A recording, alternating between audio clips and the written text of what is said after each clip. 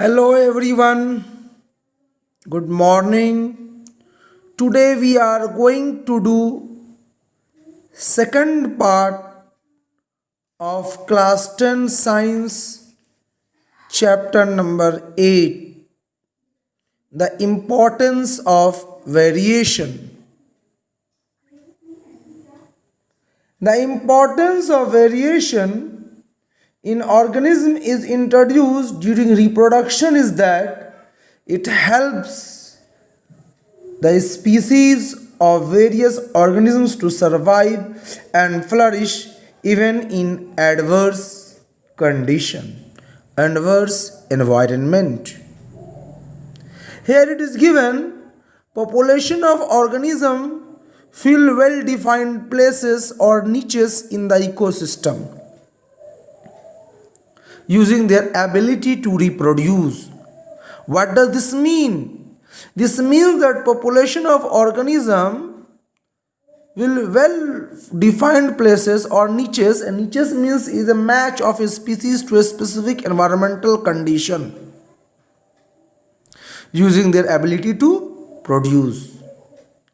The consistence of DNA copying during reproduction is important for the maintenance of the body design features that allow organisms to use the particular niche.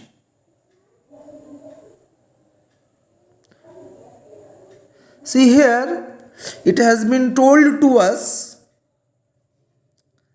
that the consistency of DNA copying during reproduction is very important. Why it is important? For the maintenance of body design features that allows organism to use their particular niche. That means to allow the organism to use the particular match of the species. Because if the consistency will not be there in the DNA copying, then the match will not be there. Reproduction is therefore linked to the stability of population of species. However, it has been told to us that niches can change because of the reason beyond the control of the organism. What does this statement mean? That beyond the control of organism? When DNA copying is done, that you will study about that in the later part of the chapter. In some we have already seen in the above part of this chapter only, and in more detail you will study in heredity and evolution chapter, that when the DNA copying is done, we have already seen in the above paragraph. In this paragraph here we had seen no biochemical reaction. So whenever DNA copying is done, then there is no such biochemical which will produce 100% exactly the same copy. So what happens? It is not in the control of the organism. Changes may occur. Niches may change. Organisms living on this earth has to face various problems, various conditions, environmental conditions. Temperature on earth can go up or down.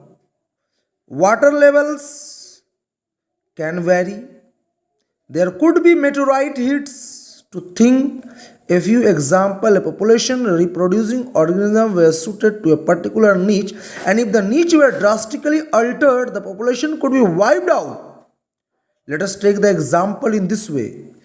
Suppose there is a pond or a lake, and that pond or lake is in a temperate area.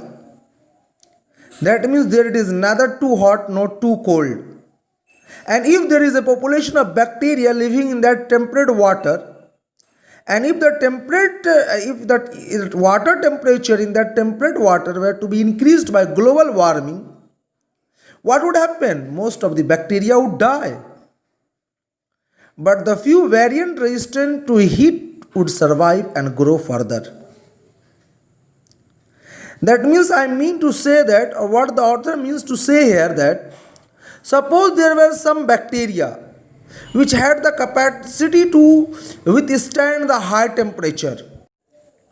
Withstand the high temperature, then what would happen? Those bacteria would have not died. They would have remained alive. And hence, what would have happened? Because of the variant property in them, because of variation in them, they would have remained alive. Thus, we can say that the importance of variation is that it increases the chance of survival of the organism. That means the chance of survival of organism increases because of variation.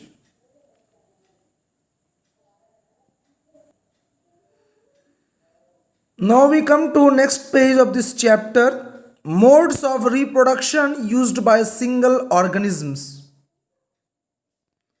Here what we will see, we have been told to perform an activity. We are told to dissolve 10 gram of sugar in 100 ml of water. So we will take 100 ml of water in a conical flask and dissolve 10 gram of sugar in it. Then we will take 20 ml of this solution in a test tube and we will add a pinch of yeast granules to it. We can add yeast powder also and stir it well with a glass rod. Next we will put a cotton plug on the mouth of the test tube and keep it in a warm place for 2 to 3 hours. After 2 to 3 hours, or as given in your book, after 1 to 2 hours, we will put a small drop of yeast culture from the test tube on a slide and cover it with a cover slip. Then we will observe this slide under a microscope. What will we observe? We will see some bird-like formation there. Under the microscope can be seen. So when we see it under a high microscope, we will see like this diagram as shown on the screen.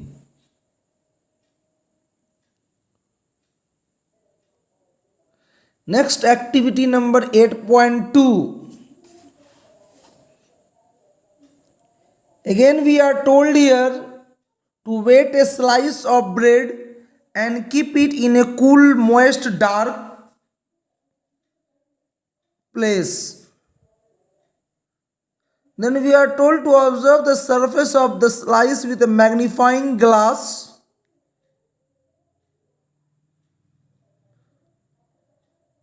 We are told to record our observation for a week. So what happens when we will keep on observing each day with the help of a magnifying glass? After 1 day or 2 days, we will observe that some pore-like has developed on the bread.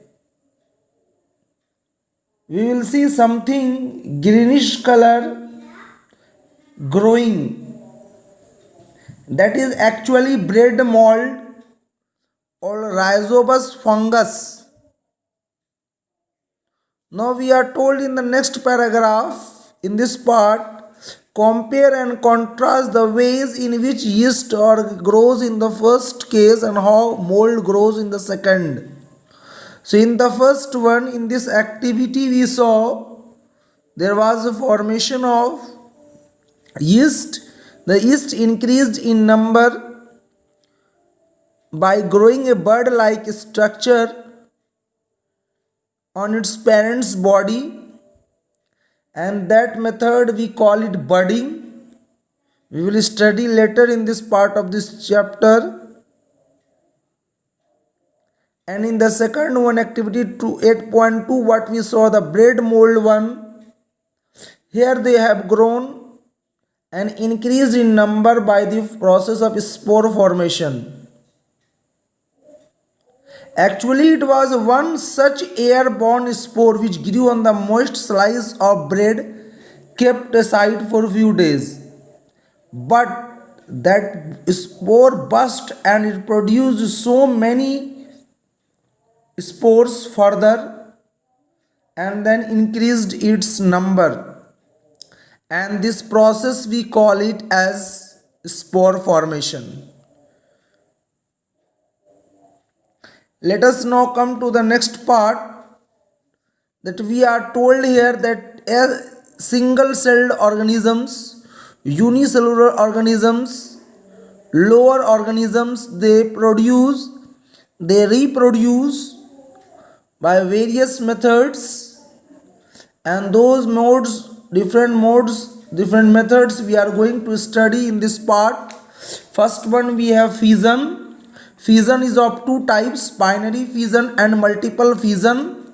Fission means breaking, splitting, and for unicellular organisms, cell division or fusion leads to the creation of new individuals.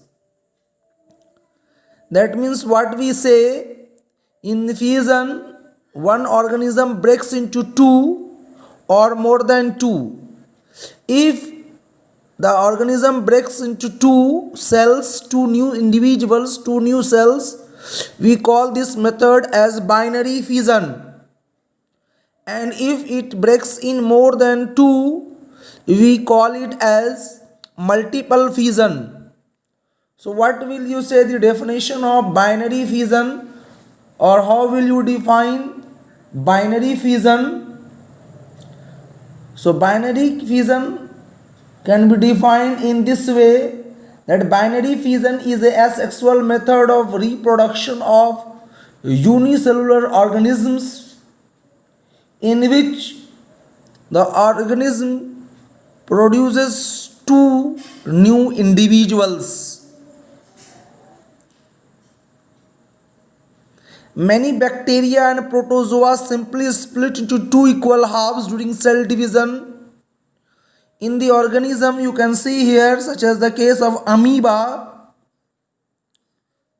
the splitting of two cells during division takes place in any plane, because this amoeba, it is of irregular in shape, no fixed body shape. So from any side, any plane, it can divide and form two.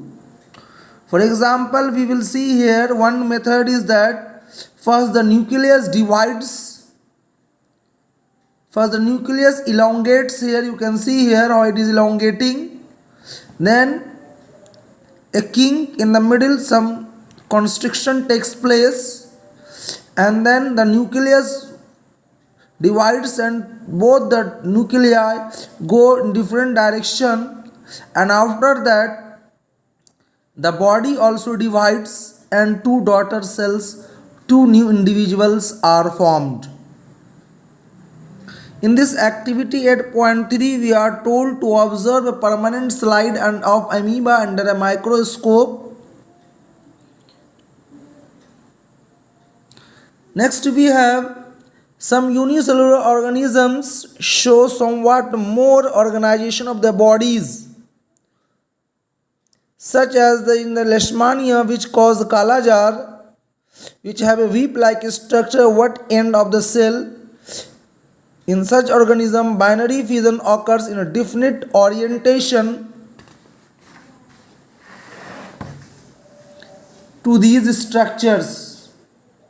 That means leishmania shows its division vertically.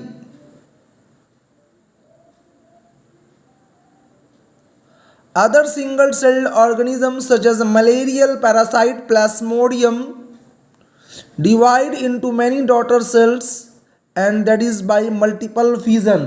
That's why I told you all that there is two types of fission: binary fission and multiple fission. So now you can define what is multiple fission. Multiple fission is asexual, is an, not a, is an asexual method of reproduction in which a parent organism produces more than two new individuals.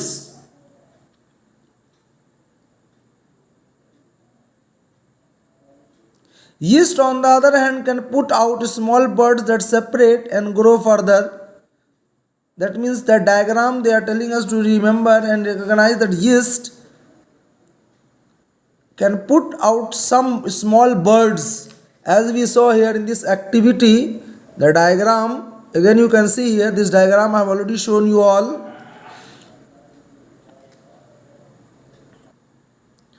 As we saw, binary means two and fission means splitting, breaking. So binary fission means breaking into two, and multiple means many. You all know multiple meaning, and fission means forming, splitting, breaking of a organism or a thing into two. Just fission means breaking. So multiple fission means breaking or converting or producing more than two. Next we have 8.2.2 fragmentation. In this again we are told to perform an activity. We are told to collect water from a tank or pond that appears dark green and contains filamentous structure. We are told to put one or two filaments on a slide. We are told to put a drop of glycerin on this filament and cover with the cover slip and observe it under the microscope. We are asked, can we identify the different tissues in the Spirogyra filament?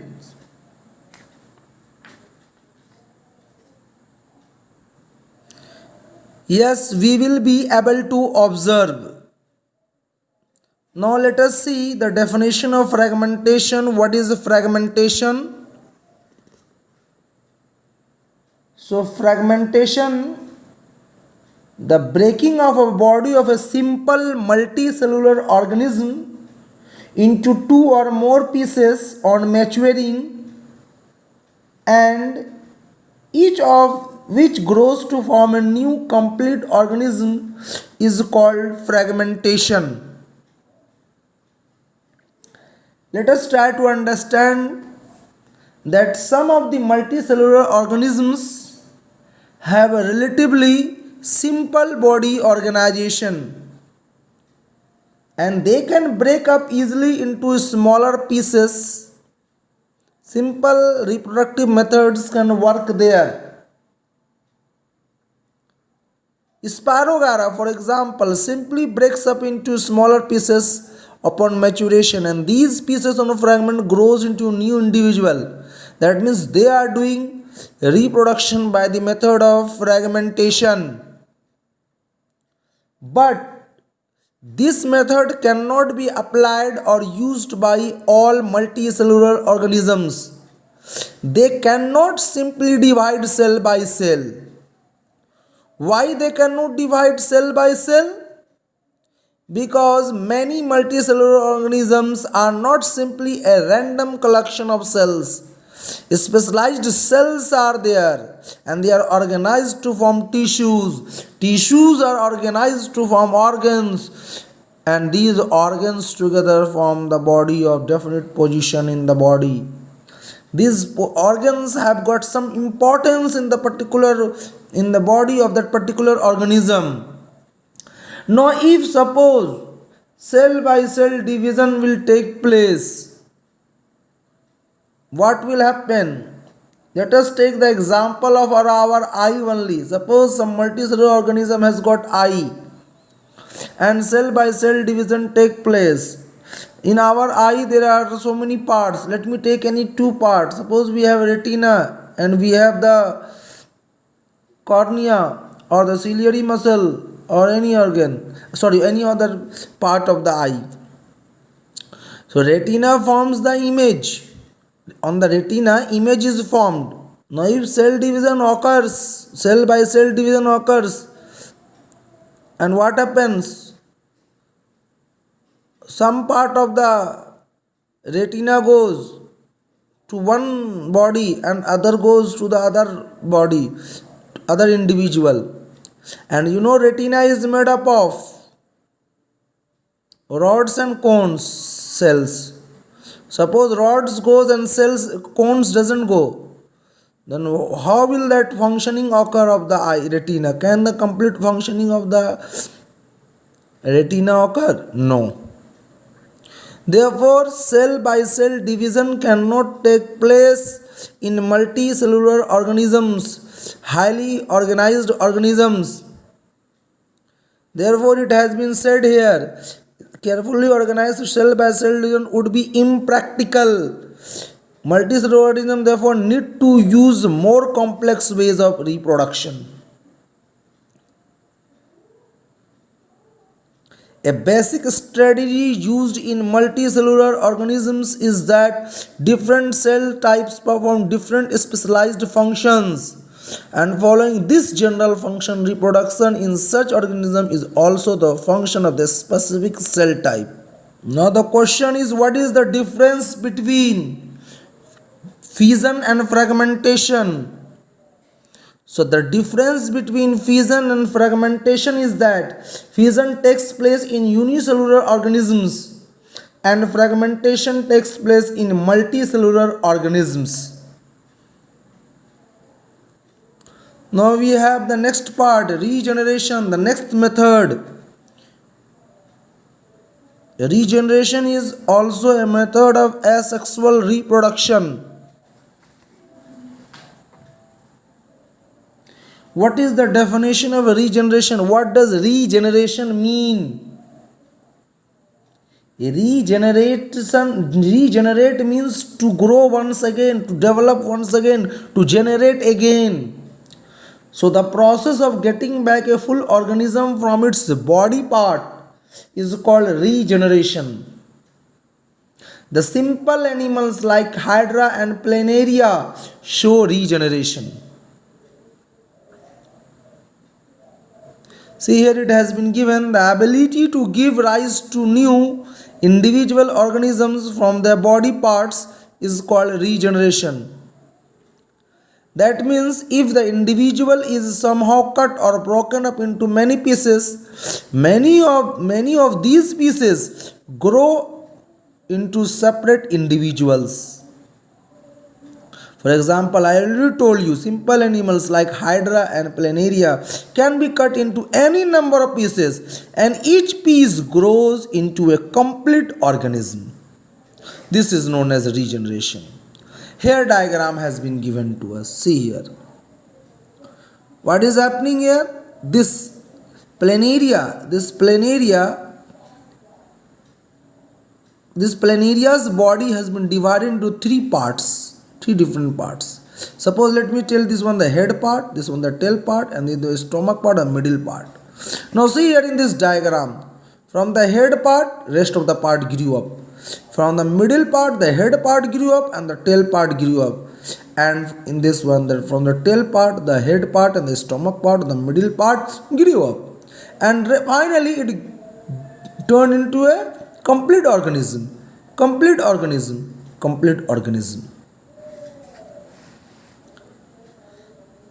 So here we were. Regeneration is carried out by specialized cells. These cells proliferate and make a large number of cells. I think this proliferate means to the cell divides. Cell divides and makes large number of cells. Then cell division takes place. From this mass of cell, different cells undergo changes to become various cell type and tissues. These changes takes place in an organized sequence, and we call that organized sequence as development. Here it is told to us that regeneration is not the same as reproduction, since most organisms would not normally depend on being cut up to be able to reproduce. We are told here regeneration is not the same as reproduction. Why it is not same as the reproduction? Because most organisms would not normally depend on being cut and they would grow up to be able to reproduce. No. Here planaria is able to do, hydra is able to do. That is a different case. Now the question is, how does regeneration occur? So regeneration of an organism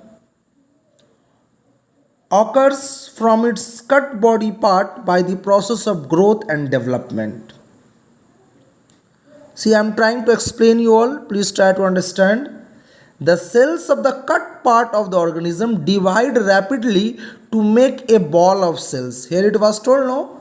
The cell proliferate. This we can say here, it divides and makes ball of cells. The cells present in the ball of cells move to their proper space, proper place within the ball, where they have to form various organs and the body part of the organism. The cells then change their shape. And become specialized to form different types of tissues. And these different tissues form various organs and that forms the various body parts of the organism. And in this way we can say the organism is regenerated.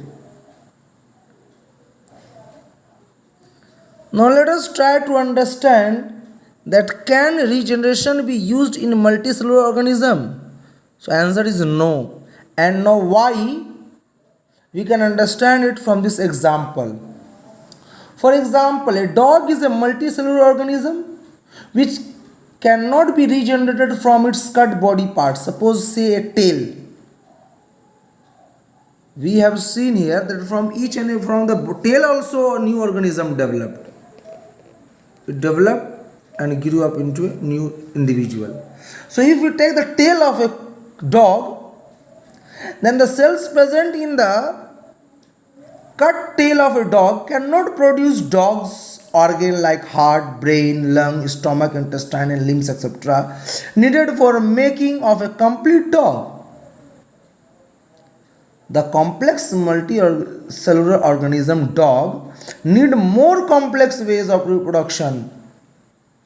It cannot form its body organ by the process of regeneration. Next part we will continue next day. Thank you.